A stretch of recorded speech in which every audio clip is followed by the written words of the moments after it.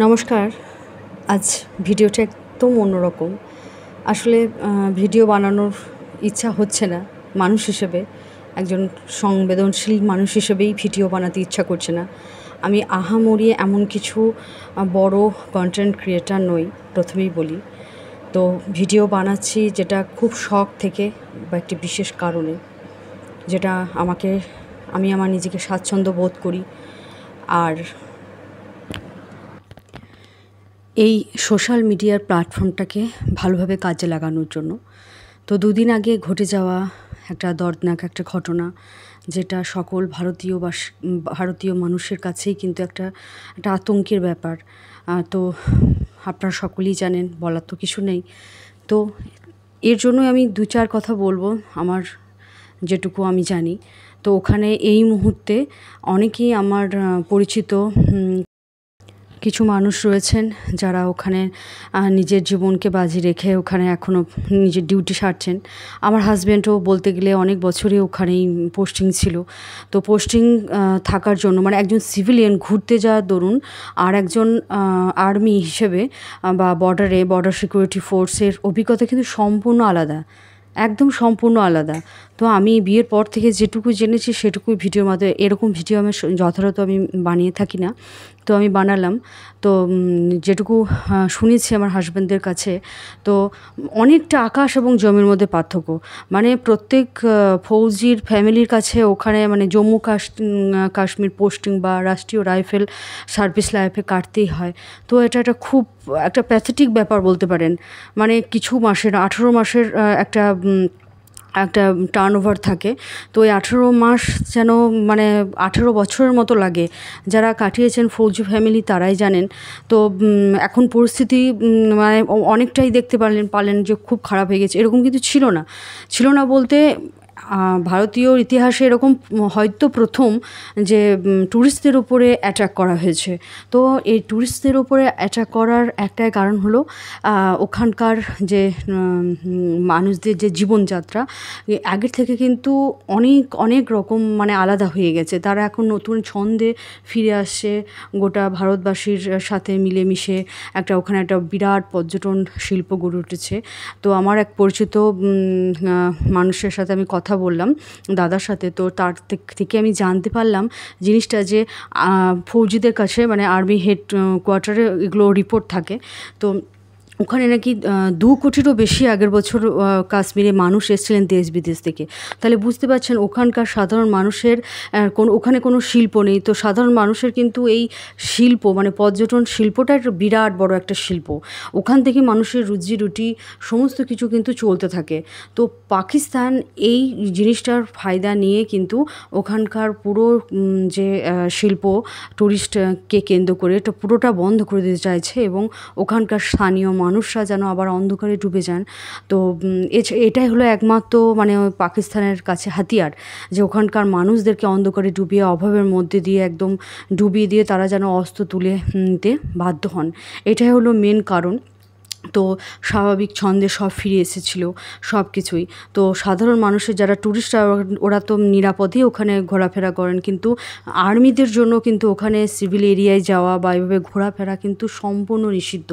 তাদের অনেক কিছু মানে প্রোটোকল মানতে হয়, তারা এইভাবে ঘুরতে পারে না। তারা যখন কনভয়ে যায় তখন প্রচুর প্রোটেকশন। আপনারা দেখেছেন যে 14ই ফেব্রুয়ারি কীভাবে ওখানে অ্যাটাক হয়েছিল পুলওয়ামাতে। তো কত মানুষ ওখানে মারা গিয়েছিল। তো এরকম ঘটনা প্রায়ই, এই ঘটনাটা ট্যুরিস্টদের ওপরে আক্রমণের ঘটনাটা হয়তো এখন প্রকাশ পেলেও এরকম ঘটনা যে রাষ্ট্রীয় রাইফেলে বা ওখানে এইভাবে সন্ত্রাসবাদীদের হাতে কত মানে ফৌজি যে শহীদ হন, মানে চিন্তার বাইরে। এই খবরগুলো সচরাচর আসে না। তো এই খবরটা এখন বিশ্ব কাছে বিরাট বড়োভাবে প্রকাশ পেয়েছে। তো ওখানকার যে স্থানীয় যে মানুষ ছিল, সবাই কিন্তু এরকম নয়, বলছি না যে তারা একটা স্বাভাবিক ছন্দে ফিরে এসেছিল স্বাধীনতার এত বছর পরও। ওখানকার যে সিভিলিয়ানদের চিন্তাভাবনা কিন্তু বলতে গেলে অনেকটাই নিম্নমানের। প্রত্যেকেই নয়, দেখতে পাচ্ছেন তারা ট্যুরিস্টকে কেন্দ্র করে নিজের জীবিকা নির্বাহ করেন। তো বাকি যারা, তাদেরকে ছোট থেকেই মানে উস্কানো। এখানে কোনো জাতপাতের কোনো ব্যাপার নেই, মানে ওখানকার পরিবেশটাই ওই রকম, পরিবেশটাই ওইভাবে কিন্তু গড়ে তুলেছে কিছু মানুষ বছর পর বছর, তারা নিজেকে কোনোভাবেই পরিবর্তন করতে পারে না। তো আমি যেটুকু জানি আমার হাজব্যান্ডের কাছ থেকে, যে ওখানে প্রচুর সুবিধা ওদেরকে দেওয়া হয়, মানে খুব ন্যায্য মূল্যে মানে কম কম মূল্যে, মানে বিনা শুল্কে ওদেরকে ইলেকট্রিক, 2.5 টাকা দামের চাল, আটা, রেশন সমস্ত ফ্রিতে আর্মিদের তরফ থেকে দেওয়া যায়। তো ওদের মেন্টালিটি ভীষণ ছোট। তো আরও অনেক গল্প যেগুলো আমি আর ক্যামেরার সামনে আর বললাম না।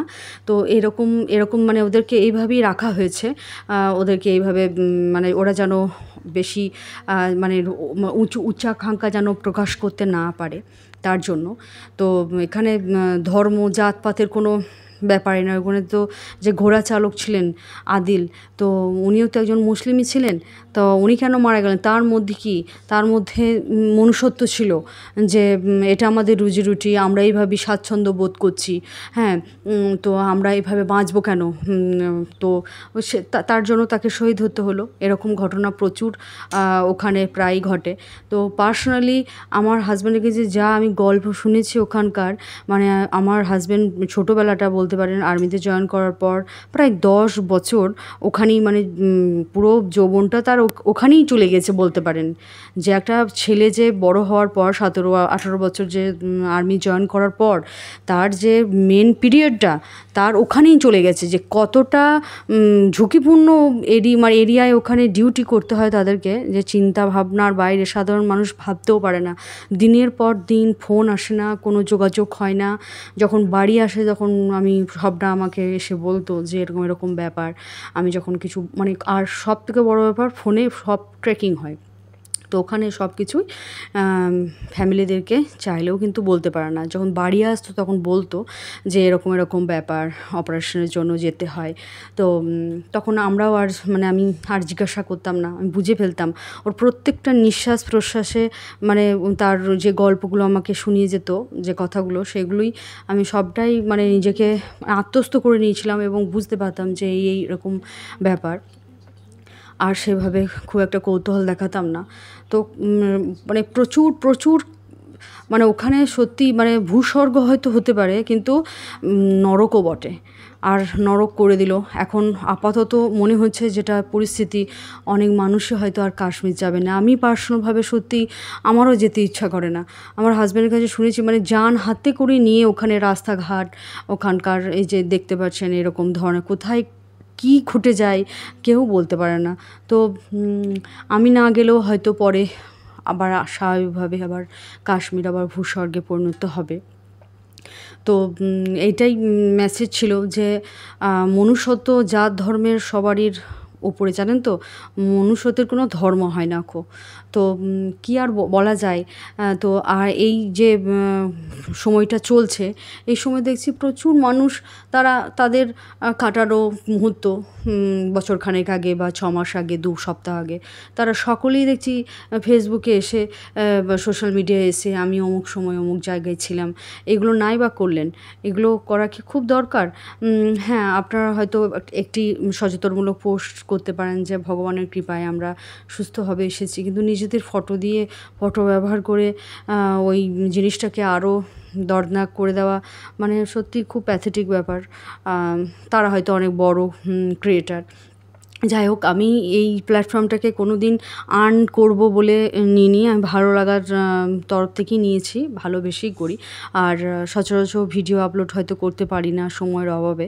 তো এখানে সোশ্যাল মিডিয়াতে তো প্রত্যেক একটা রেগুলারিটি মেনটেন করতে হয়, যেটা আমি সত্যি করতে পারি না। তো এভাবেই চলছে আমার জীবন, আর এভাবেই চালাবো। তো এইটুকুই আমি আজকে বলবো। তো হয়তো আরও অনেক গুরুত্বপূর্ণ কথা হয়তো এই মুহূর্তে আমার হয়তো মনে পড়ছে না। তো সত্যিই খুব খারাপ একজন আর্মির জীবন, যে কতটা প্যাথেটিক হয়, আর্মি ফ্যামিলি ছাড়া আর কেউ বুঝতে পারবে না। তো যাই হোক, সবাই সচেতন হন, সবাই মানবিক হন, এটাই সকলকে বলবো। আর কি বলবো। তো ভিডিওটি ভালো লাগলে অবশ্যই কিন্তু লাইক কমেন্ট করবেন, আপনাদের মতামত জানাবেন।